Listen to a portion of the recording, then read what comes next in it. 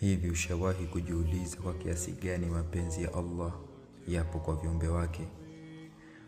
Allah anaonesha mapenzi yake namna ambayo hii dunia haielewi.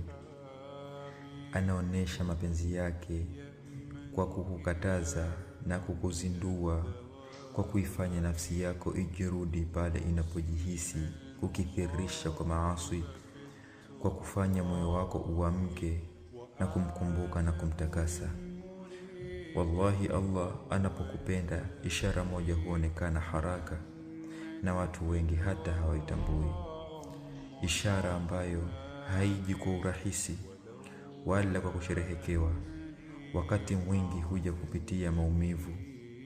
Muda mwingine ishara hiyo huja kwa kupoteza, na muda mwingine huja kwa kuuvunja moyo wako ili utamani kurudi kwenye mswala wako na umsujudie.